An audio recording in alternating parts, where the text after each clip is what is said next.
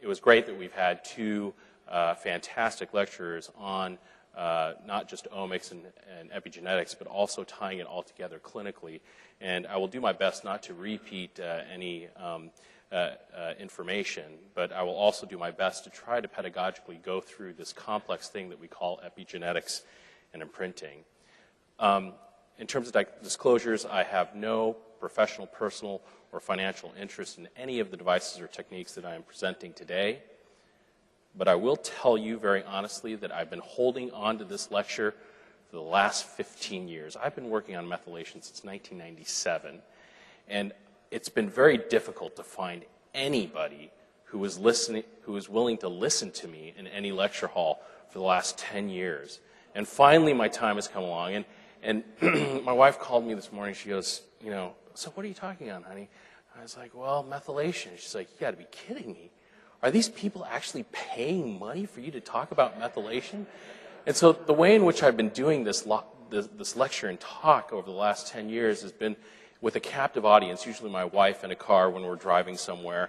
I say, hey, let's talk about methylation for a while. And she said, boy, you know, please, if you do this lecture, please just don't tell your bad jokes. So for those of you that get the reference, this is from Pulp Fiction, and Christopher Walken is referring to a watch that he had saved for a colleague's son. And if those of you that don't know about this, just go ahead and rent the movie and you'll get the joke. So let's start out from the beginning, okay? Why is it that we're concerned about epigenetics in the first place? Well, the reason why is because we thought for the very longest time that everything was programmed so simply and easily.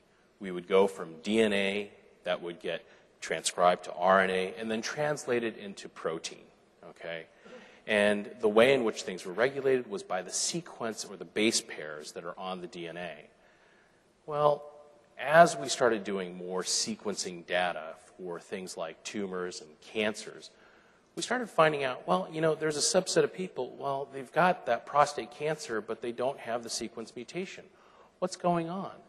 And I got stuck in a very ugly situation during my fellowship at UCLA where I was doing the sequencing and I couldn't find a mutation. And, you know, obviously my boss says, well, you're not doing it right, go back and do it again. So after the 10th time and I'm sequencing this very long gene and we're using very archaic technology, we still got the same answer. And what was interesting is that we thought that the regulation of the signal and the message that is brought out through our genomic system is just purely based on the A's, T's, G's, and C's. What was interesting was that over at University of Southern California, a gentleman by the name of Peter Laird was finding that you can have methylated sequences of DNA, not affecting the sequence of the DNA, but methylated DNA that can affect whether or not a gene was turned on or off. And so in this way, a gene could be knocked out without actually mutating the actual alphabetic sequence of the DNA. Methylation simply is taking a CH3 or a methyl group and adding it onto the cysteine of DNA. And one of the buzzwords that you'll see is something called a CPG island. And basically, CPG means C-poly-G. It's basically a region of DNA that has a very rich region of C's and G's. And the thing that's very interesting is that methylation is usually conserved. So when a piece of DNA that is already methylated goes and divides into two cells and you have the two copies, that methyl group is still preserved by the cell. And we call this process imprinting. So the daughter cells that come from the parent that is methylated will still retain that genetic information. What is interesting is that you can have sporadic mutations. De novo methylation can happen as well. And here is what it looks like if you were to actually peer onto a gene. You would be able to see on the far left the CPG island, which is actually in the promoter region, that is filled with a number of potential methylation spots represented by empty lollipops. And then if you actually have methylation on the CPG island, you actually interfere and disrupt with the machinery related to transcription and translation of that gene. For those of you that don't like the stick figure cartoon, here's another simple way of looking at it. On the far left is the 5' untranslated region of a gene. This is an area that possesses information that doesn't lead to the protein sequence, okay? But it does actually work as kind of like a molecular switch. And typically, you have the construction crane or the construction crew, or the molecules come in and sit in this area and transcribe the information. And if you methylate the area just in front of it, it actually acts like a road barrier or a roadblock to the machinery. Things can't bind, things can't march down smoothly down the DNA chain, and you don't get transcription and translation of that gene. But it gets even more complex than that. And what is interesting is that it's not just methylation of the DNA that's causing a change in regulation of expression of genes. It's also methylation and acetylation of what are called protein histones that actually help package the ultrastructure of chromosomes and DNA.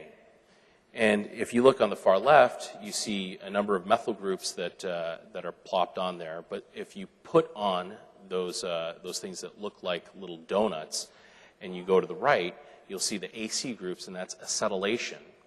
What is interesting is that the genome will actually turn on and off genes by wrapping the DNA very tightly.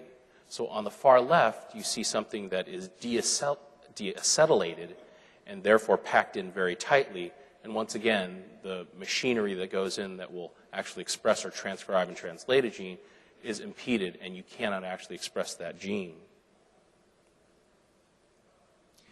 And for those of you that also have a difficult time kind of remembering some of those details, I'll give you a very simple analogy.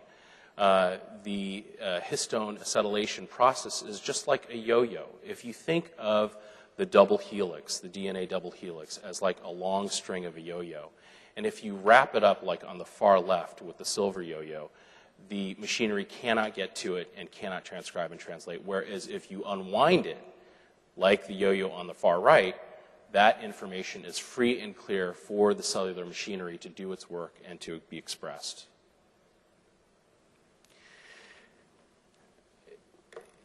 You know, when I talk about this process of epigenetic regulation, people kind of turn to me and they say, golly, you know, life was so much more better with just 4 base pairs and mutations. You know, we just had loss of heterozygosity and a mutation. Things were easy to understand, you know.